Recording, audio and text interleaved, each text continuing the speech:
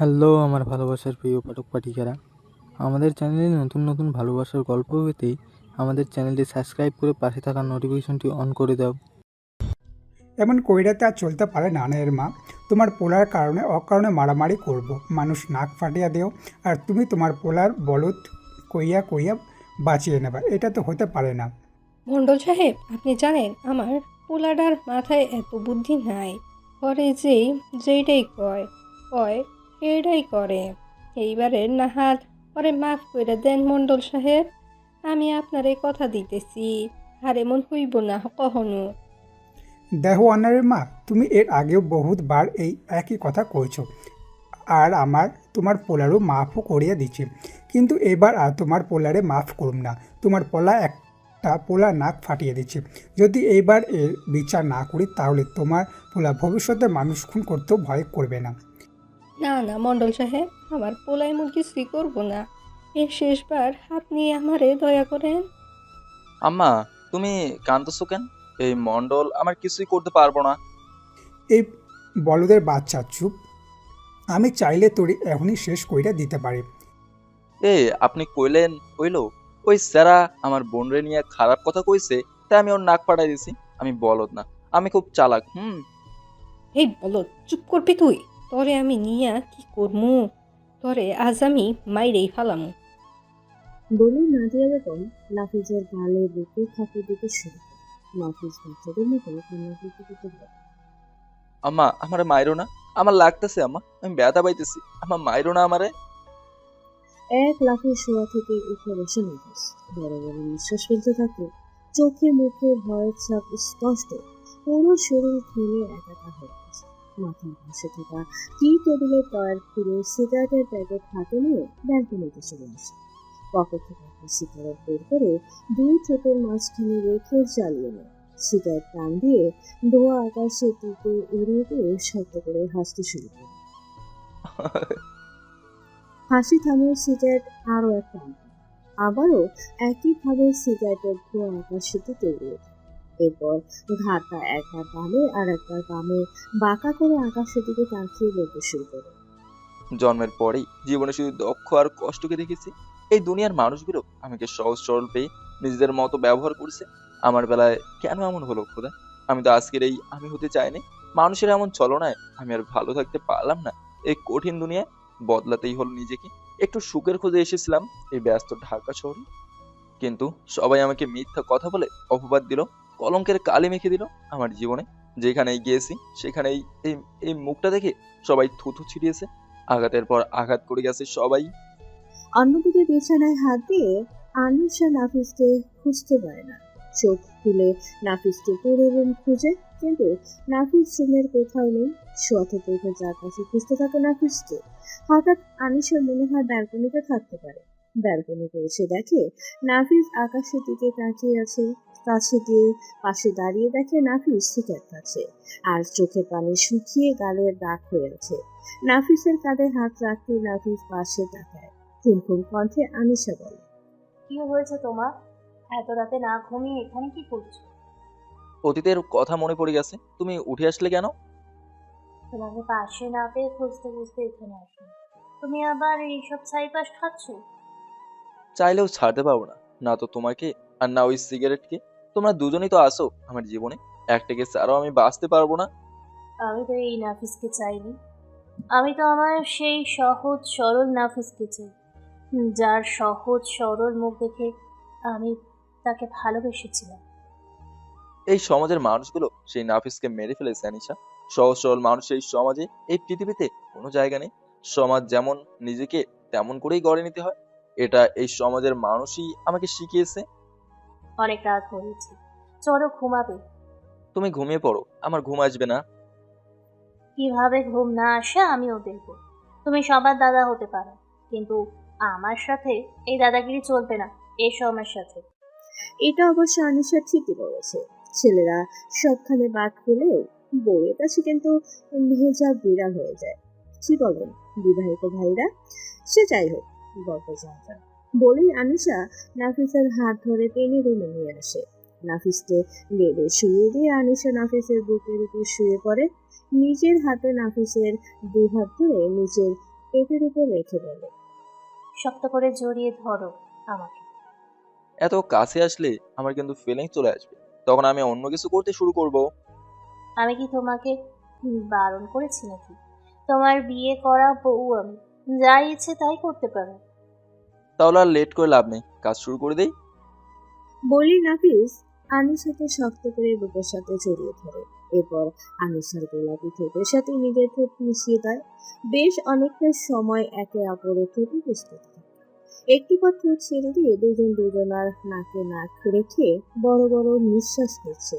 আনিসের মাঝি আবার হুট করে নাফিসের ঠোঁটে কিস করতে শুরু করে। কিছু সময় পর ঠোঁট ছেড়ে দিয়ে নাফিসের ঘাড়ে গলায় কিস করতে শুরু করে। কিছু সময় পর এক এক করে নাফিসের শার্টের বাটন খুলতে শুরু করে। ধীরে ধীরে সব বাটন খুলে নাফিসের বুকে কিস করতে থাকে। কিছু সময় পর নাফিস আনিসাকে শক্ত করে জড়িয়ে ধরে নিচে শুয়ে দেয়। আনিসার উপরে শুয়ে ঘাড়ের গলায় কিস করতে থাকে। আনিসা নিজের পায়ের সাথে নিচে পা তুলতে থাকে। দুই হাতে নাফিসের টি শার্ট খামচে ধরে আছে। ধীরে ধীরে দুজন ডুবে যায় দুজনের আছে। আমাদের আতঙ্কের নাম হয়ে উঠেছিল নাফিস। শালা একটা গাদা, বোকাশোকা ছেলে। এখন আমার মৃত্যুর কারণ হয়ে উঠেছে। ভয়ে ঠিকমতো ঘুমাতে পারি না। কখন জানি এসে শরীর থেকে মাথা আলাদা করে দেয়। তখনই আমি আপনাকে বলেছিলাম শালাকে শেষ করে দেই। আপনি বলেছিলেন বলদটাকে মেরে লাভ নেই, এখন সেই বুলের মাসুল দিতে থাকুন। আরে কে জানতো সেদিনে সে বলদ আজকে এত বড় মাস্তান হয়ে উঠবে। ওর এই লাফালাফি সব কিছু ওই শালা শামীম চৌধুরীর জন্য। সে যা বলছেন, একটা সাদামাটা ছেলেকে এই ঢাকা শহরের টপ মাস্তান বানিয়ে ফেলেছে, আর নিজেও কোটি কোটি টাকা বানিয়ে ফেলেছে ওর মাধ্যমে। আমার তো এখনও গায়ের লোম দাঁড়িয়ে যায় রনি মিয়ার লাশের চেহারার কথা মনে পড়লেই। কি নির্মমভাবেই মারছে তারে। দিলেন তো আবার সে পুরনো কথা বলে ভয় লাগিয়ে। সেই কথা মনে পড়লে আমার প্যান ভিজে যায় এখনও। শালার জন্য আমাদের সব ব্যবসা বন্ধ হয়ে গেছে। যেটাই করতে চায় সব কিছু লুটপাট করে নিয়ে যায়।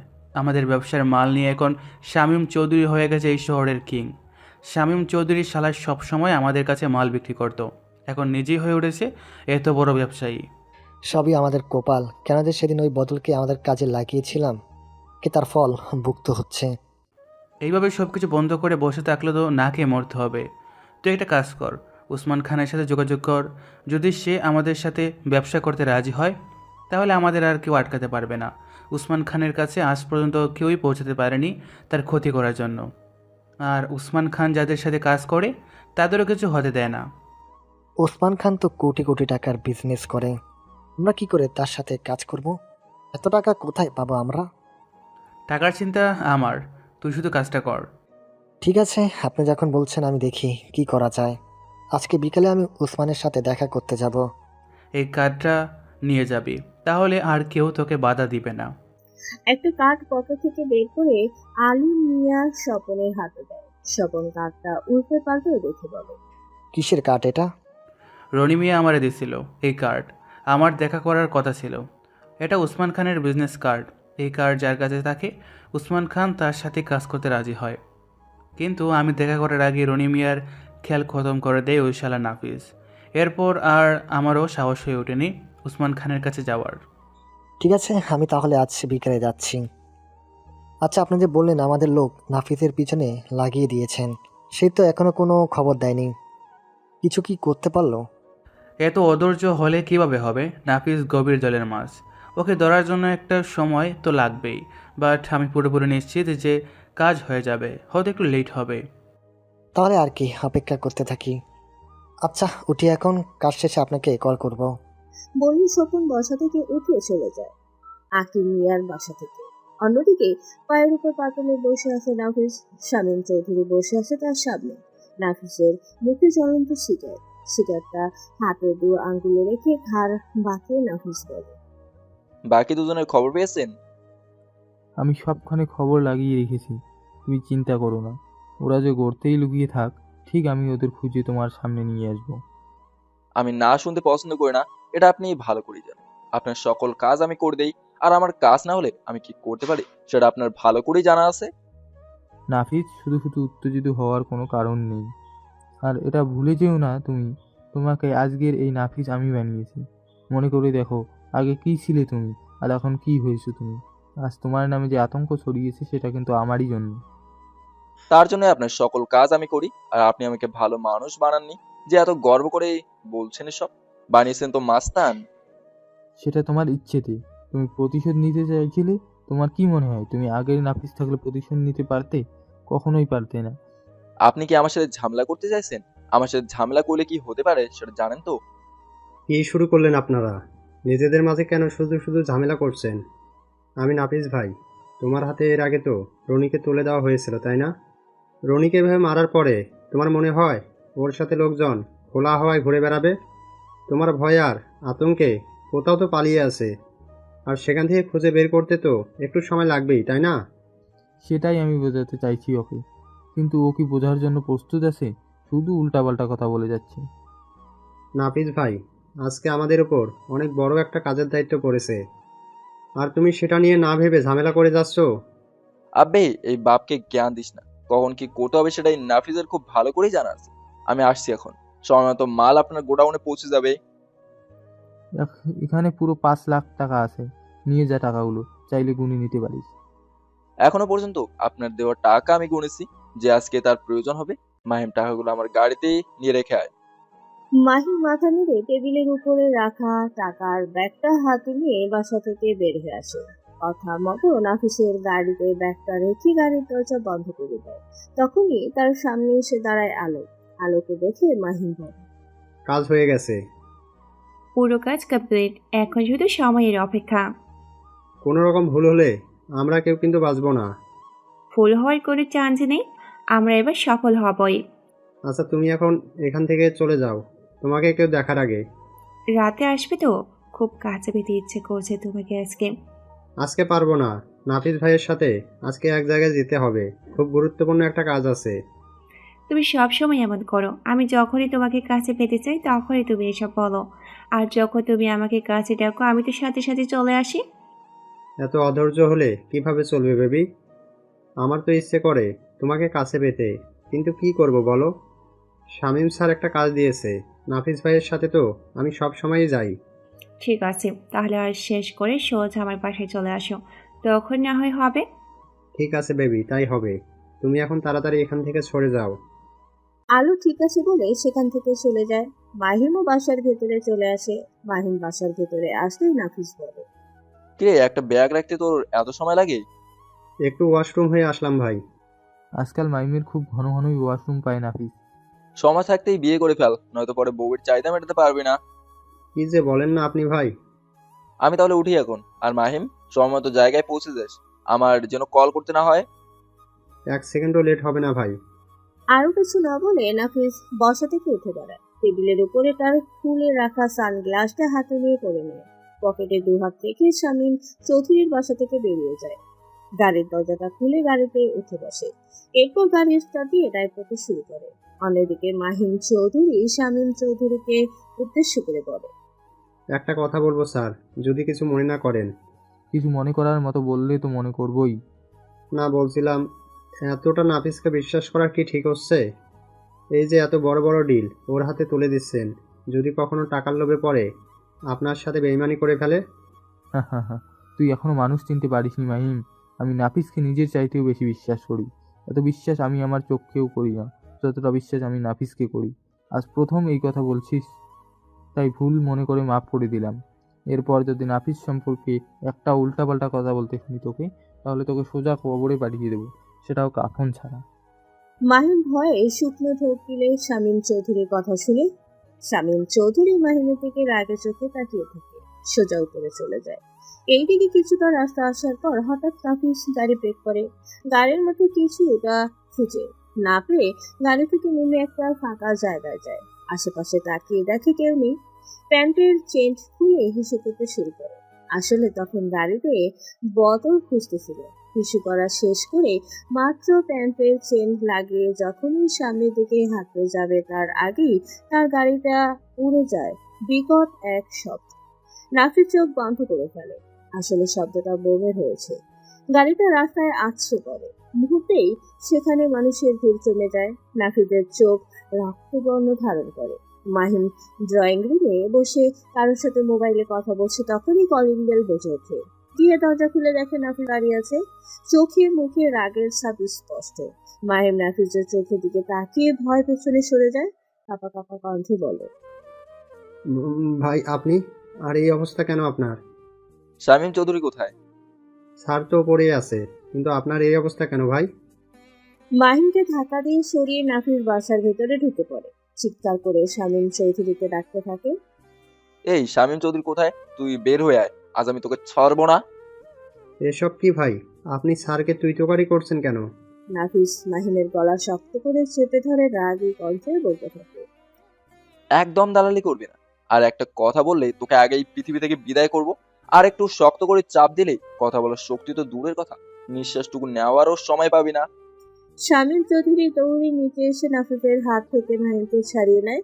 এরপর নাফিসের দিকে রাগে চোখে তাকিয়ে বলে, নাফিস কি করছো তুমি? এগুলো মেরে ফেলবে ওকে তুমি। আমি এখানে ওকে নয়, তোকে মারার জন্য এসেছি। আজ আমি তোকে মেরে ফেলবো শামীম চৌধুরী। ছোট লোকের বাচ্চা, তোর এত বড় সাহস, তুই আমাকে তুই তুকারি করে বলছিস? ছোট লোকের বাচ্চা ভুলে গেছিস তুই? তোকে রাস্তা থেকে আমি তুলে এনে আজকে নাফিস বানিয়েছি। তোর মতো নাফিসকে আমি দিন রাতে তৈরি করতে পারি। তোকে যেমন আমি তৈরি করেছি তেমনি তোকেও আমি শেষ করতে পারি। সেটার চেষ্টাই তো করেছিলি, কিন্তু সেটা হয়নি। আমার মারার জন্য তুই আমার গাড়িতে বোমা সেট করেছিলি, কিন্তু আমার কিছুই হয়নি। আমাকে মারার চেষ্টা তোকে সারা জীবন করেই যেতে হবে, কিন্তু আমাকে মারার স্বপ্ন তোর কখনো পূরণ হবে না শামীম চৌধুরী। তোকে মারার জন্য আমি তোর গাড়িতে বোমা সেট করেছি। নাফিস, মিথ্যা অপবাদ আমাকে দিবি না। তোকে আমি কেন মারতে যাব? সেটা তো তুই ভালো করেই জানিস কেন আমাকে মারতে চেয়েছিলি। তুই টাকার কথা বলে বেট কেসে যে বোমা রেখেছিলি সেটা আমার বোঝা হয়ে গেছে। এসব তুমি কি বলছো ভাই? তুমি শুধু শুধু স্যারকে সন্দেহ করছো। স্যার কেন তোমাকে মারতে যাবে? আর আমি তো হাতে করে ব্রিটকেস নিয়ে গেলাম। কত ঝাঁকি লাগলো ব্রিটকেসে। যদি বোম থাকতো তাহলে তখনই তো ফেটে যাওয়ার কথা ছিল। এই কাজ অন্য কারো হবে ভাই। একদম চুপ। তোরা সব একই রকম। আমাকে সরিয়ে দিতে পারলেই সবকিছু তোদের। তোরা জানিস ভালো করে তোদের যে লোকজন ভয় পায় সেটা আমি তোদের সাথে আসি বলে। আর আমাকে মারতে পারলে তোরা হয়ে যাবে এই শহরের টপ মাস্টার। নিজেদের ইচ্ছে মতো সবাইকে লুটতে পারবে, সেটা আমি খুব ভালো করেই বুঝতে পারছি। মুখে লাগাম দিয়ে কথা বল নাফিস, নয়তো জীবন নিয়ে বাসায় ফিরে যেতে পারবি না। এই নাফিজের জীবন কেড়ে নেয় এমন সস্তা মাস্তান এখনো কোনো মার জন্ম দেয়নি শামীম চৌধুরী। আমি এখন সেই আগের নাফিস নেই যাকে চাইলে শেষ করে দিতে পারবি। শেষবারের মতো তোকে ছেড়ে দিয়ে গেলাম। এরপর যদি ভুল করে আমার রাস্তায় আসার চেষ্টা করিস কিংবা আমাকে শেষ করার মতো ভুল করেও দেখিস, তাহলে তোর মাথায় আমাকে শেষ করার চিন্তা আসার আগেই আমি তোকে শেষ করে দেবো। কথাটা মনে রাখিস। শামীম চৌধুরীকে আর কিছু বলার সুযোগ না দিয়ে নাফিস বাসা থেকে বের হয়ে যায়। শামীম চৌধুরী সোফায় বসে চোখ বন্ধ করে গভীর চিন্তায় ডুবে যায়। মাহিম শামীম চৌধুরীর পাশে দাঁড়িয়ে ছোট্ট কণ্ঠে বলে, স্যার দেখলেন তো, এতদিন দুধ কলা দিয়ে সাপ পুষেছিলেন। আমি এই জন্য আপনাকে আগেই সাবধান করেছিলাম ওকে এতটা বিশ্বাস না করতে। Just shut up. খবর গা তাড়াতাড়ি। কে নাফিসকে মারার জন্য ওর গাড়িতে বোমা সেট করেছে? আমি যদি একবার জানতে পারি কে নাফিসকে মারার চেষ্টা করেছে, আমি তাকে এই পৃথিবী থেকে বিদায় করে দেব। আমার সামনে দাঁড়িয়ে না থেকে যা গিয়ে খবর নেই। জি স্যার, আমি এখনই যাচ্ছি।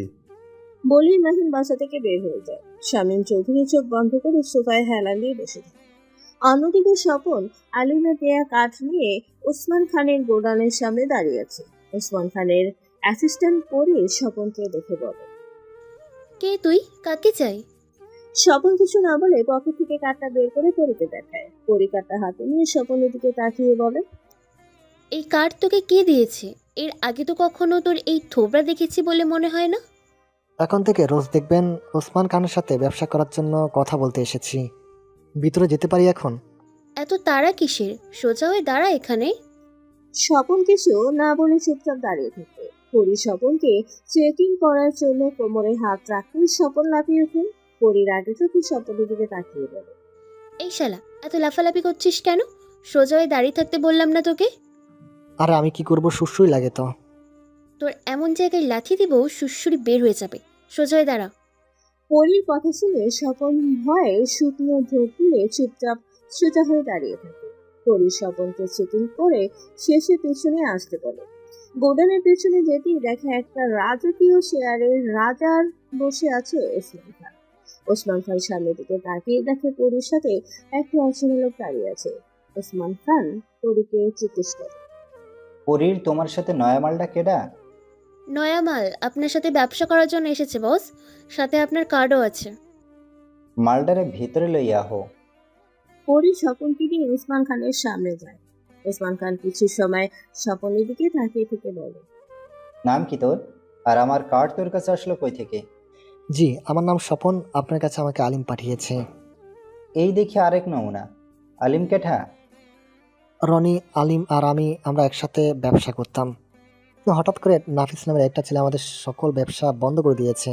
ওর জন্য নিঃশ্বাসও ফেলতে পারছি না। আচ্ছা, তুমি চাইলে রনির লোক। আমিও শুনছি ওই নাসির নামের পোলারা নাকি খুব ডেঞ্জারাস। তোমার আর এখন কোনো ভয় নাই। তোমার কাছে যখন আমার কার্ড আছে আর তুমি রনির লোক, তখন আমি তোমার লগে ব্যবসা করুম। কিন্তু আমার ব্যবসাটা কি জানো তো? সব কিছু জেনে আপনার কাছে আসছি। আমরাও আগে এসবের ব্যবসায়ী করতাম। তাইলে তো ওয়াই গেল। লও দিলাম তোমার ব্যবসা। তুমি কতটা বিশ্বাসী সেইটা আজকাই প্রমাণ হইয়া যাক। 5 কোটি টাকার মাল আইব আইজা, সেই হান্তনে 50 লাখ তোমার। তই একটা কথা মনে রাখো, আমার লগে যারা আজ পর্যন্ত বেইমানি করতে, তারা কেউই কিন্তু এই পৃথিবীতে বাইসা না। হয় আমি তাগরে এই পৃথিবী থেকে বিদায় কইরা দিছি, নয়তো আমার ডরে নিজেরাই নিজেগা মাইরা। ওই যে তোমাকে শুদ্ধ ভাষায় কি জানি কয়, মনে পড়ছে, সুইসাইড করছে। আপনি আমাদের পুরোপুরি বিশ্বাস করতে পারেন, শুধু আপনার কাছে আমরা একটু সিকিউরিটি চাই। ওই নাফিদের থেকে আমাদের একটু বাঁচাবেন। কি আকাম করছো তোমার ওই পোলার লগে? আমি তো শুনছি ওই পোলা তার প্রতিশোধ নেয়ার লাইগা রংবাজ হইছে।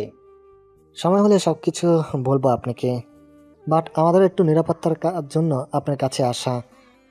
যাও দিলাম, আজ থেকে তোমরা ওই ওসমানের লোক। আর এই শহরে কারো বাপের ক্ষমতা নাই ওসমানের লোকের গায়ে হাত তুলব। অহন যাও কামের লাইগা পড়ো। আর মনে রাখো মিয়া, 5 কোটি টাকার মাল। যদি কোনো রকম উল্টা পাল্টা করছো, তাহলে ওই পোলানা আমি তোমাগর সোজা উপরে পাঠাই দিমো। হই পড়ি। Yes boss. আমার কেমন কেমন লাগতাছে। রুমে গিয়া বিদেশি মাইয়াগো লাহান রেডি হইয়া নে। আমি আইতাছি। আজকা তোরে লইয়া চাঁদের দেশে যাইমো। ঠিক আছে বস, আপনি আহেন, আমি কিন্তু বেশিক্ষণ অপেক্ষা করতে পারি না। আপনি তো জানেন, যখন আপনার মুড হয় আমি পাগল পাগল হইয়া যাই। তুমি যাও জানেমান, আমি এখনই আইতাছি। ওই মিয়া স্বপন, তুমি চাইয়া রইছো কেল্লা? যাও কামে লাইগা পড়ো। স্বপন কিছু না বলে চুপচাপ সেখান থেকে বের হয়ে যায়। ওসমান খান স্বপনের সাথে দুজন লোক পাঠায়। অন্যদিকে পরে চলে যায় একটা রুমে। ওসমান খান শরীরটা ছাকাতে ছাকাতে বলে, আজকে আমি কুতকুত খেলমু, দেখবো সবাই চাইয়া আহা। ওসমান খান নিজের চেয়ার থেকে উঠে দাঁড়ায়। সবাই মাথা নিচু করে ফেলে। এইদিকে মাহিন আলোর বাসার দরজায় নক করে। আলো মাত্র ড্রেস চেঞ্জ করে গোসল করার জন্য ওয়াশরুমে যাচ্ছিল। কেউ দরজা নক করায় ভয় পেয়ে যায়। দরজার কাছে গিয়ে কাঁপা কাঁপা হাতে দরজা খুলে দেখে মাহিন রাগী চোখে তাকিয়ে আছে তার দিকে। মাহিনকে দেখে আলো প্রথমে খুশি হলেও মাহিনের রাগী চোখে দেখে ভয় পেয়ে পেছনে সরতে যায় 2 কদম। মাহিন বাসার ভিতরে প্রবেশ করে আলোর গলা চেপে ধরে দাঁত কিরমির করে বলতে থাকে, একটা কাজও তোকে দিয়ে ঠিক মতো হয় না। তোকে কি করতে বলেছিলাম আর তুই কি করলি? আমার বাবার খুনি এখনো বেঁচে আছে। ও যদি সব কিছু জানতে পারে তাহলে আমাকে বাঁচতে দেবে না। তোর একটা ভুলের জন্য আমার এত সুন্দর সাজানো প্ল্যানটা মাটি হয়ে গেল। তোকে আমি মেরে ফেলবো। আলো মাহিনকে ধাক্কা দিয়ে নিজে থেকে দূরে সরিয়ে বড় বড় নিঃশ্বাস ফেলতে থাকে। একটু পর চেঁচিয়ে বলে ওঠে, হাই রে বেমান, হাই রে বেমান, তোর জন্য আমি এত কিছু করলাম আর তুই আমাকে মারতে চাইছিস। আমি আমার কাজ ঠিক মতোই করেছি। তুই যদি তোর কাজ ঠিক মতো করিস, তাহলে আমার বাবার খুনি এখনো বেঁচে আছে কি করে? সেটা আমার জানার কথা নয়। তুমি আমাকে যা করতে বলেছো আমি তাই করেছি। আহ, এত সুন্দর সাজানো গোছানো প্ল্যানটা নষ্ট হয়ে গেল। শালা কুত্তা রুহু। আলো মাহিনের কাছে এসে মাহিনকে জড়িয়ে ধরে বলে, এত টেনশন কেন নিচ্ছ বেবি? আজ বেঁচে গেছে তো কি হয়েছে, এরপর আরও সুযোগ আসবে, তখন আমরা ঠিকই ওকে মেরে ফেলবো। আমাকে ছাড়ো, আমার এখন তোমার সাথে রোমান্স করার মন নেই। আমি ভাবছি ও এখন কি করবে। ও চুপ করে থাকার মতো লোক নয়, ঠিকই খুঁজে বের করবে কে ছিল এর পেছনে। বেবি এমন করছো কেন? এসে যখন পড়েছো আমার শরীরের তৃষ্ণা মিটিয়ে দাও। কতদিন হয়ে গেছে তোমাকে কাছে পাই না, আমি তো আর নিজেকে কন্ট্রোল করতে পারছি না বেবি। বলেই আলো মাহিমকে ধাক্কা দিয়ে বেডে ফেলে দেয় আর নিজে শুয়ে পড়ে মাহিমের উপরে। মাহিম ছোটার জন্য কোনো চেষ্টা না করে চুপচাপ শুয়ে আছে। আলো বুঝতে পারে মাহিমের সম্মতি রয়েছে, তাই সে মাহিমের মাঝে ডুবে যেতে শুরু করে। অন্যদিকে নাফিস সোফায় বসে আছে, চোখ মুখ থেকে আগুনের ফুলকি বের হচ্ছে তার। আনিশা নাফিসের এমন করে বসে থাকতে দেখে পাশে বসে নাফিসের দুগালে হাত রেখে নিজের দিকে মুখোমুখি করে বলে, কি হয়েছে তোমার? এতটা রেগে আছো কেন? আমার কাছ থেকে একটু দূরে থাকো এখন, নয়তো উল্টাপাল্টা কি করে বসবো তোমার সাথে। আমি তোমার থেকে দূরে যাবো না। কি হয়েছে বলো আমাকে। নাফিস আনিশাকে ধাক্কা দিতেই আনিশা নিচে ছিটকে পড়ে। টেবিলের কোনায় মাথা লেগে মুহূর্তেই কপাল থেকে রক্ত বের হয়ে যায়। আনিশার কপালে রক্ত দেখে নাফিস হওয়া হয়ে যায়। তাড়াতাড়ি আনিশাকে ধরে তুলে সোফায় বসিয়ে দেয়। এরপর দৌড়ে গিয়ে ড্রেসিং করার জন্য তুলো আর সাবলন নিয়ে আসে। আনিশা পায়ের কাছে নিচে মেঝেতে বসে তুলোতে সাবলন দিয়ে কাটা জায়গা থেকে রক্ত পরিষ্কার করতে করতে বলে, বললাম তো আমাকে শুনলে না, এখন ব্যথা পেলে তো কষ্ট হচ্ছে তোমার, তাই না? তোমার দেওয়া সকল আঘাত কষ্ট আমি সহ্য করতে পারি না প্লিজ, কিন্তু তোমাকে কষ্ট দেখতে পারি না। আর আজকাল তোমাকে আমি বুঝতেও পারি না। সেই আগের তুমি কোথায় হারিয়ে গেলি, তাকে আমি খুঁজে বেড়াই সারাক্ষণ, কিন্তু তাকে আমি খুঁজে পাই না। সময় মানুষকে বদলে দেয় আনিশা, আমিও বদলে ফেলেছি সময়ের সাথে নিজেকে। যে তোমাকে আমি চিনতাম সেই তুমি এখন আর নেই। মৌসুমী হাওয়ার মতো বদলে ফেলেছো নিজেকে। ঋতুর বদলে যাওয়া মেনে নেওয়া মন, কিন্তু মানুষ বদলে গেলে ভীষণ কষ্ট। তুমি হয়তো ভুলে গেছো আমার সাথে কি হয়েছে, কি করেছে এই শহরের মানুষগুলো আমার সাথে। তুমি কি করছো এখন তাহলে? তুমিই তো বলতে যারা খারাপ মানুষ তারা খারাপ ব্যবহার করেই, কিন্তু তুমি তো খারাপ মানুষ নও। তাহলে তুমি কেন খারাপ ব্যবহার করছো? আগের মতো হয়ে যাও না নাফিস। আমিও চাই মাঝে মাঝে হয়ে উঠে আগের মতো, কিন্তু কি বলতো, এই শহরের মানুষগুলো আমাকে এমন কঠিন করে তৈরি করে দিয়েছে, আমার না ঠিক মনে নেই আমি ছিলাম কেমন আগে। এসব ছাড়ো, রুমে গিয়ে রেস্ট করো, আমার একটু কাজ আছে। এখনই তো আসলে, আবার এখন কোথায় যাবে? ফিরে এসে বলবো, তুমি গিয়ে রেস্ট করো। বলি নাফিস বসা থেকে উঠে বাসার বাহিরেই চলে যায়। বাইক নিয়ে চলে আসে একটা নদীর পাড়ে। এক পাশে বাইক পার করে নদীর তীরে গিয়ে বসে পড়ে। নদীর পানির দিকে তাকিয়ে চোখের পানি ছেড়ে দেয়। একা একাই বলতে থাকে, আমার এই 4 আঙ্গুলের কপালেতে সুখ লেখা নেই। উনি হয়তো ভুলে গেছে সুখ আমার কপালে লেখার জন্য। এই পৃথিবীতে এত মানুষ আছে, কিন্তু কেউ মনের মতো হলো না। যারা আমি বিশ্বাস করি সেই ভাঙে আমার এই বুক। আমার বুকের ভেতরে সবসময় ঘুরতে থাকে অন্তর ভাঙার যন্ত্র। না, দুঃখ আমাকে ছাড়তেই চায় না। কত রকমের সুখের মন্ত্র পড়লাম, দুঃখের কারাগারেই যেন আমার বসবাস। দুঃখের কথা কাকে বলবো আমি? আমি কাঁদলে সবাই হাসে, দেখে আমার মুখ। আমার চোখের সাগর শুকিয়ে গেছে, আর তাতে পানি নেই। কতটা কষ্টে বেশি আছি সেটা শুধু আমিই জানি। কষ্ট আমারই আপন ঘরে বসত করে, আমার নাকি দুঃখ কষ্টে অসুখ হয়েছে। কথাগুলো বলতে বলতে চোখের পানি দিয়ে নিজের শার্ট ভিজিয়ে ফেলেছে নাফিস। চোখ বন্ধ করে পিছনে সেই সহজ সরল জীবনে ফিরে যায় অপু। তরে কেন মারমু না? তোর লাইগা রোজ রোজ মানুষের কথা শোনা লাগে আমার। তুই কি এখন বড় হস নাই? আর কত জ্বালাবি তুই আমারে? আম্মা, আম্মা তুই কান্দিস না আম্মা। দেখিস আমি একদিন অনেক বড় হমো, আর তোকে চোখের পানি মুছে দেবো। যারা এখন আমার বলত কয় তারা আমার দেইখা সালাম দেবো। আম্মা বাড়িতে চল না, আমার খুব ক্ষুধা লাগছে। আম্মা, বাদ দাও না। আমার ভাইটা সহজ সরল বইলা ওরা আমার ভাইটারে লগে এমন করে। তুমি কও, আমার ভাই কি কাউরে কষ্ট দিতে পারে? আফা তুই বিশ্বাস কর, আমি হুদাই ওরে মারি নাই।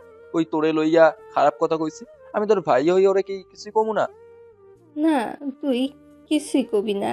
আমরা যে গরিব বাবা, আর গরিবের যে কোনো অধিকার নাই অন্যায়ের প্রতিবাদ করার। তোর আম্মা যে মানুষের বাড়িতে বাড়িতে কাজ করে, এইটা তুই কেন ভুইলা যাস বাবা? আমাগো আল্লাহ গরিব কেন বানাইলো আম্মা? জানো আম্মা, ওই মন্ডলের মাইয়া আমার দেখলেই খালি ছোট লোক হইয়া রাহে, আর ওর জুতা পরিষ্কার করে আমার শার্ট খুইলা। কি করবি রে বাবা, আল্লাহ যে আমগো গরিব বানাইছে, আর অকালে তোর আব্বারে আমগো থেকে নিয়ে গেছে। তুই আমার মাথায় হাত দিয়া কসম কর, তুই আর কারো লগে মারামারি করবি না। তুই কান্দিস না আম্মা, তুই যা কইবি আমি তাই শুনুম। এখন বাড়িতে চল না আম্মা, আমার খুব ক্ষুধা লাগছে তো। ওই আফা, তুই কনা আমারে? আম্মা চলো বাড়িতে যাই, ভাই তো কইল আর কারোর লেগে মারামারি করব না। নাদিয়া বেগম ছেলে মেয়েকে নিয়ে বাড়িতে চলে আসে। এরপর নিজ হাতে প্লেটে খাবার নিয়ে নাফিসকে খাইয়ে দিতে থাকে। নাফিস চুপচাপ মায়ের হাতে খাবার খেয়ে নেয়। খাবার শেষে নাফিস বলে, আম্মা, তোর একটা কথা কইমু? কি কবি বাবা ক। রোজ রোজ এই শাক পাতা দিয়ে ভাত খেতে ভালো লাগে না? মাঝে মাঝে তুই মাছ আনতে পারোস না? যেটা হাঁপাই বাবা কাম কইরা তা দিয়া মাছ আনমু কেমনে? তারপর তোর বইনটা বড় হইতাছে না, পরে তো বিয়া দেওয়ান লাগবো, টাকার তোর দরকার আছে।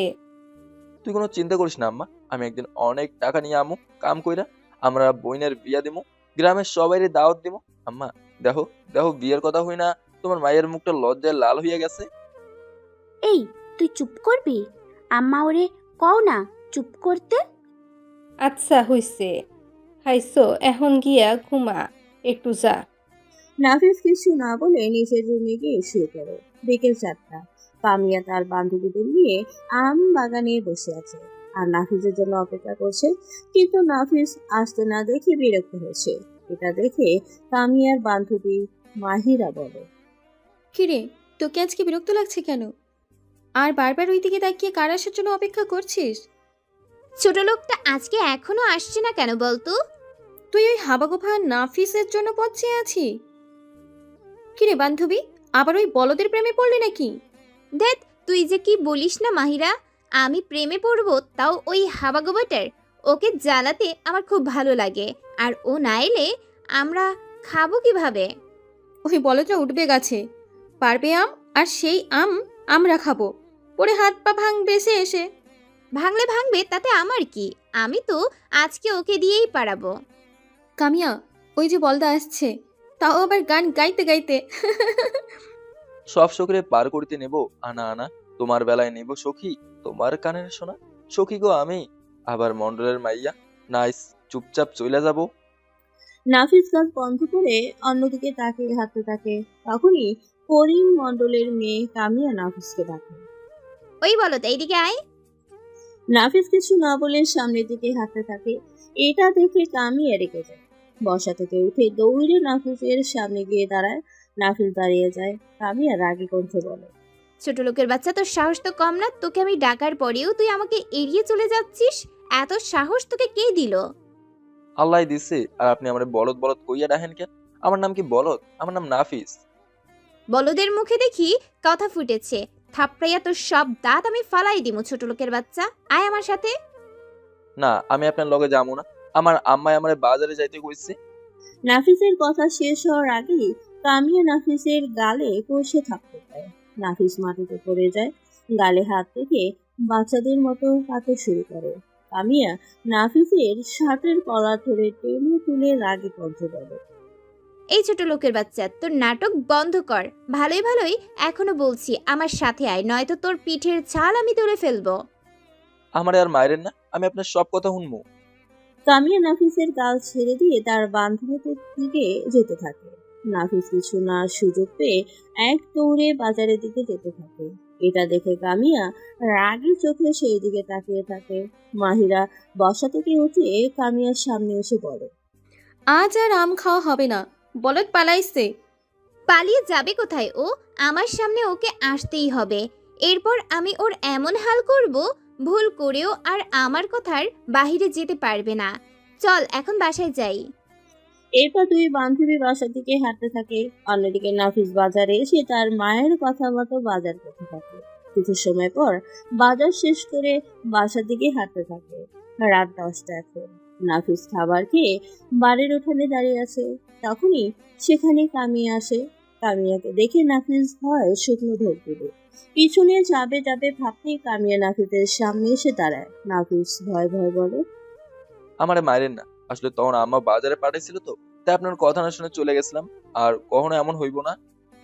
আরে বোকা, আমি তোমাকে মারতে আসিনি, তোমার সাথে দেখা করতে খুব ইচ্ছে করছিল তাই চলে এলাম। আমার লগে দেখা করার ইচ্ছে হইলো কেন আপনার? আবার এই সিনেমার লাহান আমার প্রেমে পড়ছেন নাকি আপনি? বাহ, তুমি তো অনেক চালাক, তোমাকে সবাই শুধু শুধু বোকা বলে। আমি যে তোমার প্রেমে পড়েছি সেটা কি সুন্দর তুমি বুঝে গেলে। এইসব কথা কইয়েন না, মানুষ শুনলে আপনারা খারাপ কইব। আর আপনার আব্বা যদি শুনে তাহলে আমারে মায়েরা নদীতে ফালাই দিব। এত ভয় পাও কেন তুমি? আমি তো আছি তোমার সাথে। আমার আব্বাকে আমি বুঝাবো। শোনো, এত রাতে আমাদের একসাথে দেখলে সবাই খারাপ বলবে। কাল বিকেলে তুমি আম বাগানে চলে এসো। তোমার সাথে অনেক কথা আছে আমার। আর হ্যাঁ, কেউ যেন এই কথা না জানে। ঠিক আছে, আমি কাউরে কিছুই কমু না। আমি তাহলে এখন যাই, আর ভুলে যেও না কিন্তু কাল বিকেলে আম বাগানে আসতে। বলেই কামিয়া চলে যায়। তখনই সেখানে আনায়রা এসে নাফিসকে জিজ্ঞেস করে, কি রে ভাই, তুই কার লগে কথা কইতাছিলি? এই আফা, কার লগনা তো, আমি তো এমনি আকাশের তারা গুনতেছিলাম। আকাশের তারা গুইনা তুই শেষ করতে পারবি? অনেক রাত হইছে, আই ঘুমাবি। নাফিরা আর কিছু না বলে চুপচাপ তার বড় বোনের সাথে ঘরের ভেতরে চলে যায়। পরের দিন বিকেল 4টা। নাফিস আমবাগানে এসে দাঁড়িয়ে আছে, কিন্তু কামিয়া সেখানে আসেনি। নাফিস মন খারাপ করে সেখানেই বসে পড়ে। অন্যদিকে করিম মণ্ডল নাফিসের বাসায় গিয়ে চিৎকার চেঁচামেচি করছে। নাদিয়া বেগম আর আনায়রা তাড়াতাড়ি ঘর থেকে বের হয়ে আসে। কি হয়েছে মণ্ডল সাহেব, আপনি এই রোগ করতেছেন কেন? কেন এমন করতেছি? তোমার ওই বলদ পোলা কি করেছে জানো তুমি? আমার পোলা তো আজকে ঘর থেকে বের হয় নাই মণ্ডল সাহেব। ঘর থেকে বের হয় না তোমার পলা? এই দেখো তোমার পলা আমার মায়ের আম বাগানে একা দেখতে চিঠি দিয়েছে। করিম মণ্ডল হাতে থাকা চিঠিটা এগিয়ে দিয়ে নাদিয়া বেগমের কথাটা বলে। আনায়রা চিঠিটা হাতে নিয়ে পড়ে। সেখানে লেখা, আজ বিকালে 4টায় আমবাগানে চইলা আইও, আমি তোমার লাইগা অপেক্ষা করবো। কি এখন বিশ্বাস হয়েছে? আপনি হয়তো ভুইলা যাইতেছেন মণ্ডল সাহেব, আমার ভাই লিখতে পড়তে পারে না। না, ভুল নাই। আর এইটা তোর ভাই লিখে নাই, কিন্তু আমার মায়ার বান্ধবী মাহিরারে দিয়া লিখাইছো। মাহিরা চুপ কইরা আছো কেন কও? হ্যাঁ আনায়রা আপা, আজ সকালে নাফিস আমার কাছে আইছিল আর কইল তার কোনো এক বন্ধুরে আসার জন্য বলবো। আমি তো আর জানতাম না এইটা কার জন্য লিখতাছে, তাই লিখা দিছি। পরে কামিয়া আমারে এইটা দেখাইলো। আর যদি এখনো বিশ্বাস না হয় চলো আমার লগে আম বাগানে, দেখবা তোমার পোলার সেহানি বসে আছে। সবাই একসাথে আম বাগানের দিকে যেতে থাকে। আম বাগানে পৌঁছে দেখে নাফিস বসে আছে আর কারোর জন্য অপেক্ষা করছে। চারপাশে বারবার তাকাচ্ছে। করিম মণ্ডল বলে, কি এখন বিশ্বাস হয়েছে তো? তোমার পোলা এতটা খারাপ সেটা আমি জানতাম না। বাপ মরা পোলা, একটু বলদ প্রকৃতি, তাই এতদিন যত অন্যায় করেছে আমি মাফ কইরা দিয়েছি, কিন্তু আজ আর মাফ করব না। তোমার পোলাই আমার মায়ের ইজ্জতের দিকে হাত বাড়িয়েছে। কাউকে কিছু বলার সুযোগ না দিয়ে করিম মণ্ডল গিয়ে সোজা নাফিসের শার্টের কলার টেনে তোলে। নাফিস করিম মণ্ডলকে দেখে ভয় শুকনো ঢোক দিলে করিম মণ্ডল নাফিসের কলা ছেড়ে গালে থাপড় দেয়। নাফিস মাটিতে পড়ে যায়। উপরে তাকিয়ে দেখে তার আম্মা আর বোন দাঁড়িয়ে আছে। নাফিস দৌড়ে গিয়ে তার আম্মার পেছনে লুকিয়ে পড়ে। নাদিয়া বেগমের চোখ থেকে পানি পড়ছে। নাফিসকে সামনে এনে ইচ্ছে মতো থাপড় দিতে থাকে। নাফিস কান্না করতে করতে বলতে থাকে, আম্মা, আমারে আর মাইরো না, আমি কিছুই করি নাই। আম্মা, আম্মা আমারে মাইরো না। কোনো আনায়রে মা, তোমার পোলারে আমি এবারও মাফ করতে পারি, তবে আমার একটি শর্ত আছে। আপনার সব শর্তে আমি রাজি মণ্ডল সাহেব। আজকের মধ্যে তোমার পোলারে তুমি এই গ্রাম থেকে দূরে কোথাও পাঠিয়ে দেবে। তোমার পোলার ছায়াও যেন এই গ্রামে না পড়ে। তাই হইব মণ্ডল সাহেব, আপনারে অসংখ্য ধন্যবাদ। এই কুলাঙ্গার হায় আমার লগে। বলি নাদিয়া বেগম নাফিসের হাত ধরে টানতে টানতে সেখান থেকে নিয়ে যেতে থাকে। অন্যদিকে কামিয়া আর মাহিরা মুচকি মুচকি হাসছে। করিম মণ্ডল তার মেয়েকে উদ্দেশ্য করে বলে, তুই বাসায় যা, আমি আজ এই বলদকে গ্রাম ছাড়া করে তারপর আসবো। কামিয়া তার বান্ধবীকে নিয়ে বাসার দিকে যেতে থাকে। এইদিকে নাফিস বাড়ির সামনে এসে উঠানে বসে পড়ে। নাদিয়া বেগম নাফিসের পাশে বসে পড়ে। তুই এখানে বৈশা পড়লি কেন? চল ঘরে চল, তুই আজকেই ঢাকা চইলা যাবি। না আম্মা, আমি কোথাও যাবো না। তোমার স্যার আর আফারে স্যার আমি কেমনে থাকবো আম্মা? তরে পারতেই হবো বাবা, নাইলে এই মণ্ডল তোরে বাঁচতে দিব না। কইলো ওইলো নাকি? আমি কি করছি আম্মা? ওই মন্ডল ভালা মানুষ না, আমারে হুদাহুদি মারছে। আমি তোর কোনো কথাই শুনুম না। তুই আজকেই ঢাকা যাবি। ওইখানে গিয়া তুই গার্মেন্টসে চাকরি করবি। না আম্মা, আমি কোথাও যাবো না, আর চাকরিও করবো না। তুই কাম না করলে তোর বোনরে বিয়া দিব কেডা? তোর বোনরে বিয়া দিতে টাকা লাগবো না? বাবা না ভালো আমার? তুই শহরে যা, আমি মাহিমের লগে কথা কইতেছি। আফা, তুই আমার কিছু কর না, আমি তোরে ছাড়া কেমনে থাকুম? আমারে কেডা ভাত মাখায় খাওয়াই দিব? ভাই তুই এই গ্রামে থাকলে মণ্ডল তোরে মাইরা ফালিব। তোর লাইকা আম্মা আরো বেশি কান্না করব। ভাই না ভালো আমার, তুই শহরে গেলে আমরাও তো একটু ভালো থাকতে পারমু। ঠিক আছে, আমি শহরে যাবো, আর অনেক টাকা নিয়ে চলে আমু, আইসা তোরে বিয়া দেবো। ঠিক আছে ভাই, তাই হইব। আম্মা তুমি মাহিমের লগে কথা কও, নাফিস আজই ঢাকা যাইব। তিনজন একসাথে ঘরে চলে আসে। নাদিয়া বেগম একটা ব্যাগে জামা কাপড় গুছিয়ে দেয়। কিছু সময় পর তিনজন একসাথে ঘর থেকে বের হয়। নাদিয়া বেগম আর আনায়রার চোখ থেকে নীরবে পানি পড়ছে। তাদের ছেলেকে আজ তাদের থেকে দূরে পাঠিয়ে দিচ্ছে। এই বোকা ছেলেটা কেমন করে থাকবে শহরে, সেটা ভেবেই নাদিয়া বেগমের চোখের পানি থামাতে পারছে না। কিছু সময় পর বাস স্ট্যান্ডে চলে আসে। ঢাকার টিকিট কেটে বাসে উঠে যায় নাফিস। নাদিয়া বেগম আর আনায়রা দূরে দাঁড়িয়ে চোখের পানি পড়েছে। নাফিসও বাইরে দিকে তাকিয়ে কান্না করে যাচ্ছে। কিছু সময়ের মধ্যে বাস ছেড়ে দেয়। নাদিয়া বেগমের কান্না যেন আরো বেড়ে যায়। এদিকে মাহিরা আর কামিয়া রুমে বসে আছে। দেখ কি করতে চাইলাম আর কি হয়ে গেল। কেন, কি হয়েছে? এখন তো ভালোই হলো, বলত্রা গ্রাম ছাড়া হয়েছে। আমি তো ভেবেছিলাম ওকে ইচ্ছে মতো মার খাওয়াবো আব্বুর হাতে, কিন্তু হলো তার উল্টো। যা হবার তা হয়ে গেছে, এখন আর কি করার? গ্রামে তো ও আসবেই, বেশি দিন শহরে টিকবে না এই বলদ। আব্বু চলে আসছে মনে হয়, এসব নিয়ে আর কোনো কথা বলিস না। দুজনে চুপ হয়ে যায়। অন্যদিকে 1 ঘন্টা পর নাফিস ঢাকা এসে পৌঁছে যায়। বুকে ব্যাগ জড়িয়ে বসে থেকে নামে। আশেপাশের লোকজন নাফিসের এই অবস্থা দেখে হাসতে থাকে। নাফিস মাথা নিচু করে এক কোণে গিয়ে দাঁড়িয়ে যায়। তখনই সেখানে মাহিম চলে আসে। মাহিমকে দেখে নাফিস খুশিতে মাহিমকে জড়িয়ে ধরে বলে, তুমি আইসো, আমি তো আর একটু হইলে কাইন্দাই দিতাম। আর দেখো সবাই আমাদেরকে কেমন করে চাইয়া আছে। তুমি যেভাবে ব্যাগ জড়িয়ে ধরে আছো, লোকজন হাসবেই। আচ্ছা চলো, তোমাকে আগে থাকার জায়গায় নিয়ে যাই, তারপর কালকে গার্মেন্টসে নিয়ে যাব। আমি সব কথা বলে রেখেছি, তুমি কাল থেকে কাজে লেগে যাবে। তোমার আব্বার লগে দেখা করাইবে না আমারে? তুমি আমার আব্বাকে চেনো? মনে নাই চেহারা, সেই ছোটবেলায় দেখেছিলাম। এরপর চাচা শহরে চলে আইলো তোমাকে নিয়ে। তুমি মাঝে মাঝে গ্রামে গেছো, কিন্তু চাচা তো যায় নাই কখনো। আচ্ছা, আস্তে আস্তে আব্বার সাথে পরিচিত হয়ে যাবে। এখন চলো আমার সাথে। এরপর মাহিম একটা রিক্সা নিয়ে নাফিসকে নিয়ে উঠে পড়ে। কিছু সময়ের মধ্যে চলে আসে একটা বাসের সামনে। রিক্সা থেকে নেমে মাহিম গাড়ি ভাড়া দিয়ে দেয়। এরপর নাফিসকে নিয়ে বাসার ভেতরে ঢুকে একটা রুমের দিকে হাতের ইশারায় বলে, এটা হচ্ছে মেয়েদের রুম, আমাদের গার্মেন্টসে যে মেয়েরা কাজ করে তাদের। আর এই যে পাশে রুমটা দেখছো, এটা হচ্ছে ছেলেদের। তুমিও এখানেই থাকো? না, আমি এখানে থাকি না, আমার বাসা আছে।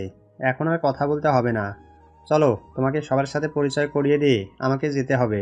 এরপর নাফিসকে নিয়ে বাসার ভেতরে ঢুকে। সবাই নতুন মানুষ দেখে একটু অন্যরকম দৃষ্টিতে তাকায়।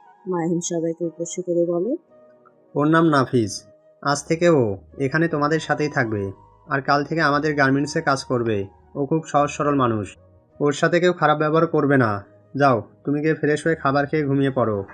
আমাকে এখন যেতে হবে, আর যদি কোনো কিছুর প্রয়োজন হয় আমাকে কল করবে, কেমন? ঠিক আছে। মাহিম চলে যায়। নাফিস একটা বেডের উপর ব্যাগ রেখে একজনকে বলে, ভাই গোসলখানাটা কই? একজন হাতের ইশারায় দেখিয়ে দেয়। নাফিস একটা গামছা নিয়ে চলে যায় ওয়াশরুমে। গোসল শেষ করে রুমে এসে বেডের উপর বসে বাসায় কল করে। বর্তমান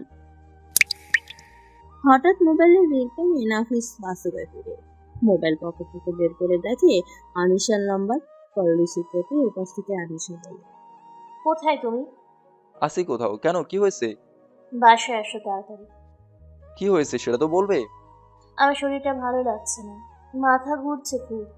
ঠিক আছে, তুমি থাকো, আমি এক্ষুনি আসছি। বললি কলটা কেটে বাসা থেকে উঠে বাহিরের কাছে এসে বাইকে উঠে বসে। বাইক স্টার্ট দিয়ে দ্রুত চালাতে থাকে। কিছু সময়ের মধ্যে বাসার সামনে চলে আসে। বাইক থেকে নেমে দৌড়ে বাসার ভেতরে এসে দেখে আনিশা মাথা চেপে ধরে সোফায় বসে আছে। নাফিস আনিশার সামনে এসে ফ্লোরে বসে আনিশার দুগালে হাত রেখে জিজ্ঞেস করে, কি হয়েছে তোমার? জানি না, হুট করে মাথাটা ঘুরছে আর বমি পাচ্ছে একটু পর পর। চলো হসপিটাল থেকে আসি, ডক্টর দেখাবো। ডাক্তারের কাছে যেতে হবে না, তুমি আমার কাছে থেকো, এক্ষুনি ঠিক হয়ে যাবে। এত কথা শুনতে চাইনি, চলো আমার সাথে। বলেই এক প্রকার জোর করে নাফিস আনিশাকে নিয়ে বাসা থেকে বের হয়ে যায়। একটা ট্যাক্সি নিয়ে চলে আসে হসপিটালে।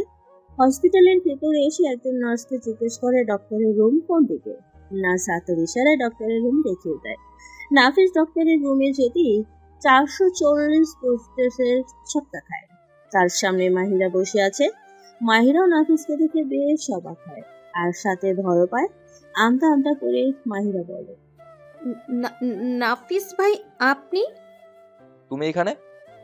আমি এই হসপিটালে নতুন ডক্টর। 1 সপ্তাহ আগে আমি এখানেই জয়েন হয়েছি। ও, আমার স্ত্রী আনিশা। বসুন। আপনারা দাঁড়িয়ে আছেন কেন? নাফিস আনিশাকে নিয়ে বসে পড়ে। আনিশা নাফিসের দিকে একবার তো মাহিরার দিকে একবার তাকাচ্ছে। কৌতূহলী কণ্ঠে আনিশা বলে, আপনারা কি একে অপরকে আগে থেকে চিনেন? তোমাকে পরে সব বলবো, এখন ওর কি হয়েছে একটু দেখো তো মাহিরা। কি প্রবলেম ভাবি? আমাকে খুলে বলুন একটু। কয়েকদিন থেকে শুধু শুধু মাথা ভার হয়ে থাকে আর একটু পর পর বমি পায়, নাকেও কেমন গন্ধ ভেসে আসে। আপনি আমার সাথে কেবিনে চলুন, আমি কিছু চেষ্টা করি, তারপর বুঝতে পারবো কি প্রবলেম। মাহিরার সাথে আনিশা একটা কেবিনে চলে যায়। নাফিস মাহিরার রুমে বসে অপেক্ষা করতে থাকে। এইদিকে স্বপন আলিম মিয়ার বাসায় আছে। আলিম মিয়া সম্পর্কে দেখে জিজ্ঞেস করে, কি খবর স্বপন? খবর খুবই ভালো। আজকে আমাদের একটা কাজ দিয়েছে। 5 কোটি টাকার ডিল। কাজটা করতে পারলে 50 লাখ টাকা আমাদের। সাব্বাস, আমি জানতাম তুমি পারবা। তা কখন যেতে হবে? আজকে রাত 2টার। আর ওই শালা নাফিজের কথা কইছো নাকি? এখন আমাদের সব চিন্তা ওনার হাতে। 2জন লোকও দিয়ে দিয়েছে, বাইরে দাঁড় করিয়ে রেখেছি। তুমি যে কি করো? উসমান খানের লোক তুমি বাইরে দাঁড় করিয়ে রাখছো? যাও ভিতরে নিয়ে আসো। স্বপন গিয়ে 2জনকেই ভিতরে নিয়ে আসে। কুশল বিনিময় করে সবাই একসাথে প্ল্যান করতে বসে পড়ে, কিভাবে মাল আনবে আর কোথায় পৌঁছে দিবে। এইদিকে কিছু সময় পর মাহিরা আনিশাকে নিয়ে নিজের চেম্বারে আসে। নাফিস খুব ছটফট করছে জানার জন্য কি হয়েছে। মাহিরা আর আনিশা অনেক প্রবেশ করতে নাফিস বলে, ভয়ের কিছু নেই তো মাহিরা? ভয়ের কিছু নেই নাফিস ভাই, everything is fine. Everything fine হলে হঠাৎ করে ওর এমন হলো কেন? তুমি আমার কাছ থেকে কোনো কিছু লুকাচ্ছ না তো? লুকাবো কেন নাফিস ভাই? এরকম হবার কারণ আপনি বাবা হচ্ছেন। মাহিরার কথা শুনে নাফিস আনিশার দিকে তাকায়। আনিশা লজ্জাতে মাথা নিচু করে ফেলে। নাফিস খুশি হয়েও যেন খুশি হতে পারছে না। বিষয়টা ভালো মতোই লক্ষ্য করে মাহিরা, কিন্তু সেসব নিয়ে কথা না বলে মাহিরা বলে, এই সময়টা ওনার রেস্টের প্রয়োজন। অতিরিক্ত কাজ করলে বাবুর উপর প্রেশার পড়বে, আর ভারী কিছু না তোলাই ওনার জন্য এখন ভালো। ঠিক আছে, আমরা তাহলে আসছি। ঠিক আছে, তবে প্রতি মাসে একবার করে চেক আপ করার জন্য ওনাকে নিয়ে আসবেন। নাফিস ঠিক আছে বলে আনিশাকে নিয়ে হসপিটাল থেকে বের হয়ে যায়। এরপর একটা ট্যাক্সি করে বাসায় চলে আসে। আনিশা খেয়াল করে বাচ্চার কথা শোনার পর থেকে নাফিস যেন কেমন মনমরা হয়ে গেছে। আনিশা নাফিসের পাশে বসে শান্ত কণ্ঠে জিজ্ঞেস করে, তুমি খুশি হওনি আমাদের বাচ্চার কথা শুনে? খুশি হব না কেন? পৃথিবীর এমন কোনো পুরুষ আছে নাকি যে বাবা হবে শুনে খুশি হবে না? আমিও খুশি। কিন্তু তোমার মুখ দেখে তো মনে হচ্ছে না তুমি খুশি হয়েছো। কি হয়েছে বলবে আমাকে? নাফিস কিছু না বলে শব্দ করে কান্না করে দেয়। নাফিস এমন করে কান্না করতে দেখে আনিশা থাপড়ে যায়। নাফিস কান্না করতে করতে আনিশার কোলে মাথা রাখে। আনিশা নাফিসের দুগালে হাত রাখে আর কাঁপা কাঁপা কণ্ঠে জিজ্ঞেস করে, কি হয়েছে তোমার? তুমি এভাবে কান্না করছো কেন? নাফিস সোজা হয়ে বসে চোখের পানি মুছতে মুছতে বলে, আমি কি পরিচয় দেবো আনিশা আমার সন্তানের? সবাই আমার সন্তানকে চোর মাস্তানের সন্তান বলে ডাকবে। আমার সন্তানের সব শুনে কিভাবে বাঁচবে? আমি এটা ভেবে নিজের চোখের পানি আটকে রাখতে পারছি না। হেই পাগল, কান্না করছো কেন?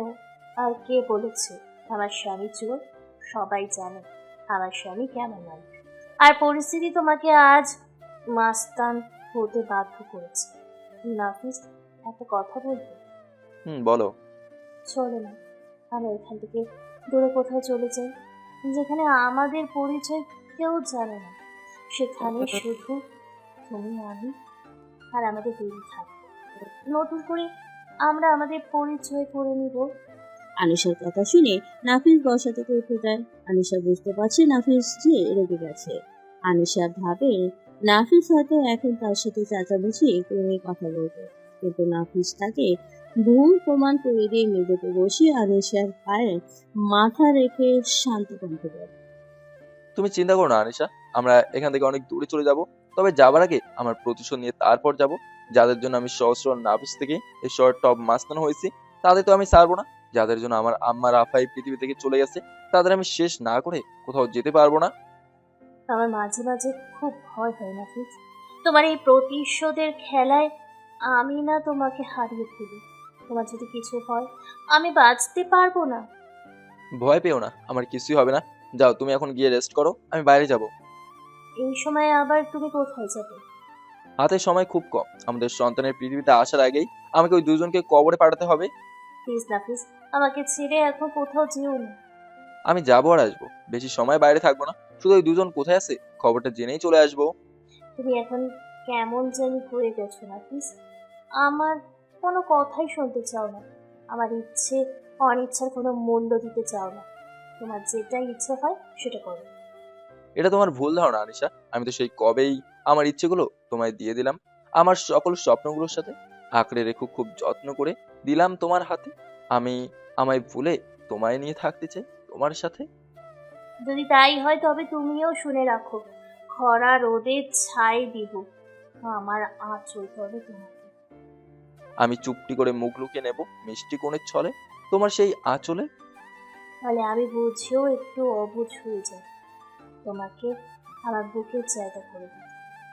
আমি শ্রাবণের জলেও ভাসতে রাজি, তুমি যদি ভাসাও। তুমি ভাসার আগেই আমি আঁখি হয়ে যাব সেই জলে। আমি বাসা ডুবার খেলা খেলবো শুধু তোমার স্রোতে। আমি আমার ভুলে তোমাকে নিয়ে থাকবো তোমার সাথে নাফিস। একে অপরকে শক্ত করে বুকে জড়িয়ে নেয়। অন্যদিকে আলিম মিয়া আর বাকি সবাই সবকিছু ঠিক করে নেয়। আলিম মিয়া বলে, তাহলে স্বপন, তুমি এ দুজনকে নিয়ে কাজে লেগে যাও, আর আমি এদিকটা দেখছি। কেন আপনি যাবেন না আমাদের সাথে? সবাই ওদিকে চলে গেলে এদিকে সামলাবে কে? তোমরা মাল নিয়ে এসো, আমাকে গোডাউনের সামনে পাবে। বাট বি কেয়ারফুল, কোনো রকম ভুল যেন না হয়। ওসমান খান কোনো ভুল পছন্দ করে না। ওইসব নিয়ে আপনাকে ভাবতে হবে না, আমি সব কিছু সামনে দেবো। কিন্তু আমার মনে হয় আপনি আমাদের সাথে গেলে ভালো হতো। আমাকে এখানে থাকতে হবে। তাহলে আর কি রাত 10টার অপেক্ষা করি। কিন্তু ওই শালা নাপিতের কথা মনে পড়লে আমার জায়গায় প্যান নষ্ট হয়ে যায়। এখন আর ওই নাফিসকে ভয় পাবার কোনো কারণ নেই। আমরা এখন ওসমান খানের লোক। ইমন খানের লোকের গায়ে হাত দেওয়ার এরকম সাহস কারণ এই শহরের। নিশ্চিন্তে থাকো, কোনো কিছুই হবে না। আরো অনেক কিছু নিয়ে কথা বলতে থাকে। অন্যদিকে নাফিস বাসা থেকে বের হতেই দেখে শামীম চৌধুরীর গাড়ি তার বাসার সাথে। গাড়ি থেকে শামীম চৌধুরী বের হতেই নাফিসের চোখ রক্তবর্ণ ধারণ করে। শামীম চৌধুরী নাফিসের সামনে এসে বলে, এই চোখ তাকে দেখাও যে তোমাকে মারতে চেয়েছিল। শামীম চৌধুরীর কথা শুনে নাফিস ভ্রু কুঁচকে তাকায়। শামীম চৌধুরী আবার বলে, যা শুনছো ঠিকই শুনছো, তোমাকে মারতে চেয়েছিল তোমারই কাছের লোক, যাকে তুমি অন্ধের মতো বিশ্বাস করো। কি বলতে চান আপনি? আমি যা বলতে চাই তা শোনার পর তোমার পায়ের নিচ থেকে মাটি সরে যাবে। তোমার গাড়িতে বোম লাগিয়েছে মাহিম। কথাটি শোনার পর নাফিস 440 বর্গসে স্থল খায়। ভ্রু কুঁচকে শামীম চৌধুরীর দিকে তাকিয়ে বলে, নিজের দোষ অন্যের কাঁধে চাপাতে চেয়েছেন শামীম চৌধুরী? নিজের দোষ কারো কাঁধে চাপায় না এই শামীম চৌধুরী। আমার কথা বিশ্বাস না হলে যাও গিয়ে মাহিমকে জিজ্ঞেস করো। আর সাথে একটা মেয়েও জড়িত। আর সব কিছু মাহিম ওই মেয়েটাকে দিয়েই করিয়েছে। ওই মেয়েটার নাম আলো। মেয়েটা তোমার গাড়ির নিচ থেকে বের হতে আমি দেখে আমার ড্রাইভার, কিন্তু মাহিমের সাথে কথা বলতে দেখে এত কিছু বুঝিনি। কিন্তু যখন সব কিছু জানতে পারলো তখন সে আমাকে বলেছে এসব। মাহিম আমাকে কেন মারতে চাইবে? আমি তোর কোনো ক্ষতি করিনি। তোমার এই কেন উত্তর তো মাহিমই দিতে পারবে। আপনার এই কথা যদি সত্যি হয় তাহলে আমি মাহিমকে এতটা যন্ত্রণা দিয়ে মারবো যে মৃত্যু ভয় পেয়ে যাবে ওর মৃত্যু দেখে। আর আমার কথা যদি মিথ্যে হয় তাহলে তুমি নিজে তোমার রিভলভার দিয়ে আমার মাথার খুলি উড়িয়ে দিও। এই নাও এই মেয়েটার বাসার ঠিকানা, মাহিম ওখানেই আছে। নাফিস আর কিছু না বলে শামীম চৌধুরীর হাত থেকে ঠিকানার কাগজটা নিয়ে বাইকে উঠে বাইকের স্টার্ট দিয়ে দ্রুত চালাতে থাকে। কিছু সময়ের মধ্যে পৌঁছে যায় ঠিকানায়। কলিং বেল দিতেই আলো এসে দরজা খুলে দেয়। নাফিসকে দেখে ভয় শুকনো ঢোক তুলে নাফিস বাসার ভিতরে ঢুকে আলোকে বলে, আমাকে কেন মারতে চেয়েছিলি? নাফিসের কথা শুনে আলো ভয়ে থমথম খেয়ে যায়। কি বলবে বুঝতে পারছে না। আলো এমন করতে দেখে নাফিস শিওর হয়ে যায় শামীম চৌধুরী যা বলেছে সবই সত্যি। নাফিস এবার রাগী কণ্ঠে চেঁচিয়ে বলে ওঠে, এই চুপ করে আছিস কেন? বল আমাকে কেন মারতে চেয়েছিলি? কি- কি- কি বলছেন এসব? আপনাকে কেন মারতে চাইবো? সত্যি কথা এমনি এমনি বলবি না, সত্যি কথা বের করতে হয় কি করে সেটা আমার খুব ভালো করেই জানা আছে। বলি নাফিস আলোর চুলির মুঠি ধরে শরীরের সমস্ত শক্তি দিয়ে আলোর গালে থাপড় দেয়। এত জোরেই থাপড় দেয় আলো গিয়ে দেয়ালে ছিটকে পড়ে। সাথে সাথে কপাল ফুটে রক্ত বের হতে শুরু করে। নাফিস আবার আলোর কাছে গিয়ে চুলের মুঠি ধরে টেনে তুলে থাপড় দেয়। নাক আর ঠোঁট কেটে রক্ত বের হতে শুরু করে। কাছে গিয়ে হাত ধরে টেনে তুলে থুতনিতে শক্ত করে চেপে ধরে রাগী কণ্ঠে দাঁতে দাঁত চেপে নাফিস করে, আমি তোর কি করতে পারি তুই তা ভাবতেও পারছিস না। এখনো সময় আছে, ভালো করে জিজ্ঞেস করছি, বল কেন মারতে চেয়েছিলি আমাকে? নাফিসের চোখে মুখে রাগ দেখে আলোর ভয়ে কুচকে আছে। এতটাই শক্ত করে আলোর টুকটিতে নাফিস চেপে ধরেছে আলোর নিঃশ্বাস নিতে কষ্ট হতে যাচ্ছে। নাফিস এটা বুঝতে পেরে আলোর টুকনি ছেড়ে দিয়ে আবার বলে, লাস্ট টাইম তোকে জিজ্ঞেস করছি, বল কেন আমাকে মারতে চেয়েছিলি? কেন? নয়তো আমি তোকে কি করবো তুই নিজেও ভাবতে পারছিস না। বিশ্বাস করুন, আমি কিছু জানি না। আমাকে ফাহিম যা বলেছে আমি তাই করেছি।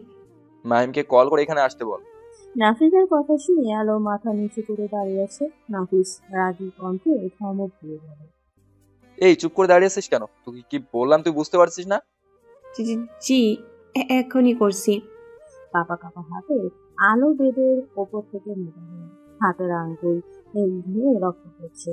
মাহিমের নাম্বার বের করতে কল করবে তার আগেই নাফিস আলোর হাত থেকে মোবাইলটি নিয়ে বলে, আমি যে এখানে আছি আর সবকিছু জেনে গেছি, এসব নিয়ে কোনো কথা বলবি না।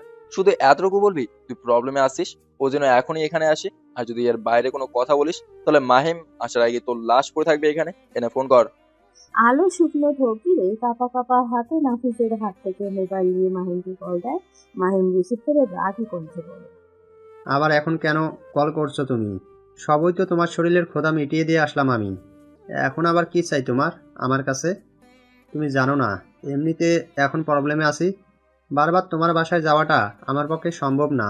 কেন তুমি বুঝতে চাও না? মাহিম, আমি খুব প্রবলেমে পড়ে তোমায় কল করেছি। এখন তুমি এক্ষুনি আমার বাসায় আসো প্লিজ। ভালো, কি হয়েছে তোমার? তোমার গলা এমন শোনাচ্ছে কেন? তুমি এক্ষুনি আমার বাসায় আসো, তারপর তোমাকে সব বলছি। ওপাশ থেকে মাহিমকে সুপোষ তার আগে নাফিস মোবাইল কেড়ে নিয়ে কল করতে যায়। মাহিম আলোর কণ্ঠ শুনে খুব চিন্তা করে যায়। কি বলছে আলো সেটা মাহিম বুঝে উঠতে পারছে না। বাসা থেকে বের হয়ে বাইক নিয়ে রওনা দেয় আলোর বাসার উদ্দেশ্যে। অন্যদিকে ওসমান খান পরীকে বুকে নিয়ে শুয়ে আছে। বেডের নিচে দুজনের ড্রেস ছড়িয়ে ছিটিয়ে পড়ে আছে। পরি ওসমান খানের বুকে শুয়ে বুকে কিস করে পড়ে। আচ্ছা বস, আপনার কি মনে হয় ওরা কি সব কিছু ঠিকঠাক মতো করতে পারবো? চেনা নেই জানা নেই অখরে বিশ্বাস করাটা কি ঠিক হইল? অথচ চিন্তা করো কেন বেবি, এই ওসমান খানের লগে যদি ওরা বেইমানি করে তাইলে ওগো ঠিকানা তো কই ওই বইটা ওরা ভালা কইরাই জানে। আর তাছাড়াও রাজার নাম কইছে তারে আমি চিনি। রনি নিয়ে আই শহরের খুব বড় স্মাগলার আছিল। কিন্তু ওই যে কি জানি পোলাটার নাম, মনে পড়ছে, নাফিস। ওই পোলার লগে কি জানি আকাম করছে, তাই জন্যই পোলাটারে খাইয়া দিছে। সাথে এই দুইটাও জড়িত আছিল শুনছি। ওই পোলা হাতে হারিকেন লইয়া অগ খুঁজতাছে, পাইলে জ্যান্ত খাইয়া ফেলাইব। আমার কাছে যে নিরাপত্তা লিগা আইছে ওইটা আমি বুঝতে পারছি। ওই নাফিস কেন এই শহরের এমন মায়ে পোলা জন্মায় নাই। ওইটা তো আমি ভালো কইরা জানি বস। একটা কথা কি বস, আপনি না দিন দিন আরো বেশি জোয়ান হয়ে উঠতেছেন। একটু আগে আমারে যে কি করলেন। আর তুমি দিন দিন কমজোর হইয়া যাইতেছ। কতদিন হইয়া গেল একটা নতুন পক্ষী আনতে পারলে না। আমি সব ব্যবস্থা কইরা রাখছি বস, জাল বিছাই না শেষ। এখন ওই পক্ষী শুধু জালে আটকানো বাকি। So sweet. এখন আমার বুকেও উপর থেকে ওঠো পড়ি। পরে মুচকি এসে ওসমান খানের বুকের ওপর থেকে উঠে যায়। অন্যদিকে মাহিম আলোর বাসের সামনে এসে বাইক থামে। বাইক থেকে নেমে দেখে বাসার দরজা খোলা। দৌড়ে বাসার ভেতরে ঢুকে দেখে আলো রক্তাক্ত অবস্থায় মেঝেতে পড়ে আছে। মাহিম আলোর কাছে গিয়ে আলোর দুগালে হাত রেখে রাগে কথায় জিজ্ঞেস করে, আলো, তোমার এই অবস্থা কে করেছে? আমাকে শুধু ওর নামটা বলো, আমি ওকে জ্যান্ত মাটিতে পুঁতে ফেলবো। তার জন্য তোকে আরো কয়েকশো বার জন্ম নিতে হবে। কণ্ঠটা মাহিমের অপরিচিত না। বাম দিকে ঘাড় বাঁকিয়ে দেখে নাফিস পায়ের উপর পাতিলে বসে আছে, মুখে জ্বলন্ত সিগারেট, চোখে মুখে তীক্ষ্ণ রাগের ছাপি স্পষ্ট। মাহিম আলোকে ছেড়ে দিয়ে নাফিসকে সামনে এসে ধরে। এসব কি নাফিস? তুই আলোকে কেন মেরেছিস? আর এখানেই বা কেন এসেছিস? যে ঘুমিয়ে আছে তাকে ডেকে তোলা যায়, কিন্তু যে ঘুমের ফান করে শুয়ে আছে তাকে তো আর চাইলেও ডেকে তোলা যায় না। আমি তোর কোনো কথা বুঝতে পারছি না। আমাকে তুই শুধু এতটুকু বলতে কি আলোকে মেরেছিস? তুই কি সত্যি কিছু বুঝতে পারছিস না, নাকি বুঝেও না বোঝার ভান করছিস মাহিম? আমি সব জেনে গেছি আমাকে কে মারতে চেয়েছিল। নাফিসের কথা শুনে মাহিমের চোখে মুখে ভয় ফুটে ওঠে। একদম পিছনে গিয়ে কাঁপা কাঁপা কণ্ঠে বলে, তুই জেনে গেছিস কে তোকে মারতে চেয়েছিল? এটা তো ভালো কথা। চল তাকে গিয়ে মেরে আসি আমরা। আর আমার তো মনে হয় শামীম চৌধুরী তোকে মারার জন্য ব্রিফকেসে বোম ভরে দিয়েছিল। মিথ্যাটাও গুছিয়ে বলতে পারছিস না, তোতরাচ্ছিস মাহিম। আমি কেন মিথ্যা বলবো তোকে? তোর গার্লফ্রেন্ডের এই অবস্থা দেখেও বুঝতে পারছিস না কি আমাকে মারতে চেয়েছিল? আমাকে সন্দেহ করছিস না তো? আরে আমি তো তোকে নিজের ভাইয়ের মতোই মনে করি। আমি কেন তোকে মারবো? এই কোনো উত্তরটা জানার জন্য আমার বুকের ভেতর উত্তাল পাতাল করছে মাহিম। কেন তুই আমাকে মারতে চেয়েছিলি? আমি তো তোকে বিশ্বাস করতাম অন্ধের মতো, আর তুই সেই বিশ্বাসের সুযোগ নিলি, আমাকে এমন করে ধোকা দিলি। আরেকটা জিনিস কি জানিস মাহিম, তুই আমাকে ধোকা দিতেই এই জন্যই পেয়েছিস, কেননা আমি তোকে বিশ্বাস করেছিলাম। বিশ্বাস। আর তুই আমার সেই বিশ্বাসের মধ্যে বিষ ঢেলে দিয়েছিস। জমিতে হেঁটে চলা সাপও তো মানুষকে কখনো কখনো ছেড়ে দেয়, কিন্তু তুই আস্ত সেই সাপ যে পিছন থেকে ছুরি মেরেছিস। মাহিম চোখ বন্ধ করে বড় একটা নিঃশ্বাস ফেলে। এরপর সে নাফিসকে উদ্দেশ্য করে বলতে থাকে, আমি তোকে মারতে চেয়েছি, আর এখনো তোকে মারতে চাই। তুই আমার থেকে আমার বাবাকে কেড়ে নিয়েছিস। আমারই চোখের সামনে তুই আমার বাবাকে মেরেছিস, কিন্তু আমি কিছুই করতে পারিনি। তোকে সেদিন কত আকুতি মিনতি করেছি আমার বাবাকে না মারার জন্য, কিন্তু তুই আমার আকুতি শুনিসনি, আমার বাবাকে মেরেছিস। তোকে আমি কি করে বাঁচতে দিতাম? তোকে মারার জন্য একের পর এক সুযোগ খুঁজে গেছি, কিন্তু প্রতিবারই ব্যর্থ হয়েছি। মনে আছে তোর সেই দিনের কথা, যেদিন নাইট ক্লাবে তোর ওপর গুলি চলেছিল? সেটাও আমিই করেছিলাম, কিন্তু তুই বেঁচে যাস। এরপর মদের সাথে বিষ মিশিয়েছিলাম তোকে খাইয়ে মেরে ফেলবো বলে। সব কিছু ঠিক মতোই হচ্ছিল, ওই শালারা দুজন এসে সব কিছু নষ্ট করে দিল। আলিমার স্বপন, ওদের দেখে তুই গ্লাস ছুঁড়ে ফেলে দিলি। সেদিনও বেঁচে গেলি তুই। এরপর এত সুন্দর করে তোর গাড়িতে বোমা সেট করলাম আলোকে দিয়ে, সেদিনও তুই বেঁচে গেলি। কিন্তু আজ তুই বাঁচতে পারবি না। আজ আমি তোকে আমার বাবার কাছে পাঠানোর ব্যবস্থা করব। ও আচ্ছা, এত কিছু করেছিস আমাকে মারার জন্য? আর ওই স্মাগলার রনি তাহলে তোর বাবা? তাই তো বলি যে আমার জীবন থেকে সুখ শান্তি কেড়ে নিয়ে আমাকে এই শহরের মাফিয়া হতে বাধ্য করলো। তাকে কেন মারতে না করছিস তুই? তখন সবকিছু বুঝে নিলাম। আর একটা কথা মাহিম, তোর মতো হাজারো মাহিম এই নাফিসকে মারার স্বপ্ন নিয়ে বেঁচে আছে, আবার অনেকেই কবরেও চলে গেছে। তোকেও তোর বাবার কাছে পাঠানোর ব্যবস্থা করছি। আমাকে তোর এত কাঁচা খেলোয়াড় মনে হয় নাফিস? তোকে দিয়ে চুরির বুদ্ধি আমি বাবাকে দিয়েছি। তোকে নিজের মুখে চোর স্বীকার করার পুরো প্ল্যানই ছিল আমার। তোর মতো ফকিন্নির বাচ্চাকে কী করে ব্যবহার করতে হয় সেটা আমি খুব ভালো করেই জানতাম, আর সেটা আমি খুব ভালো করেই করেছি। অবশ্য তুই আমাকে সেই কাজটা করতে আরও বেশি সাহায্য করেছিস, কিন্তু সেদিন বুঝে উঠতে পারিনি তোর মতো একটা বলদ এত বড় একটা মাফিয়া হয়ে উঠবে। যদি বুঝতে পারতাম তাহলে সেদিনই তোকে মেরে ফেলতাম। ভুল করেছিস সেদিন আমাকে না মেরে। সেদিন যদি আমাকে মেরে ফেলতে তাহলে আজ হয়তো তুই বেঁচে থাকতি, কিন্তু আমি তোর মতো ভুল করবো না। আমি তোকে ঠিকই মেরে ফেলবো। শুধু এতটুকু জানতে চাই কেন আমার সাথে এমন করলি? আমি তো তোদের কোনো ক্ষতি করিনি। গ্রাম থেকে একটা সহজ সরল ছেলেকে শহর নিয়ে এসে কেন চোর বানালি? কেন আমার থেকে আমার আম্মার বোনকে কিনে নিলি তোরা? আমাদের এই বিজনেসে কোনো আপনজন নেই, এখানে শুধু টাকা নিয়ে খেলা হয়। আর তোকে দিয়ে কাজটা করানো খুব সহজ ছিল, তোকে কেউ সন্দেহ করবে না সেই জন্য। কিন্তু সেদিন বস এসে সব নষ্ট করে দিল। আমি আগেই জানতে পেরেছিলাম, আর তাই তো তোর সাথে টিফিন বক্স চেঞ্জ করেছিলাম। নাফিদের চোখে মুখে রাগের সাথে স্পষ্ট ফুটে উঠেছে, চোখ থেকে রীতিমতো আগুন ঝরছে। আকাল রেখে পিছনে নিয়ে যায় চলে। আরে দাঁড়ান, এখনই তো পাগল হলে কি হবে? অতীত ইতিহাস জানার জন্য যে একটু অপেক্ষা করতে হবে, পরের সিজনে জানতে পারবেন রহস্যের কথা। আপাতত প্রথম সিজনটা এখানেই শেষ করছি, পরের সিজন নিয়ে আসছি খুব তাড়াতাড়ি। আল্লাহ হাফেজ।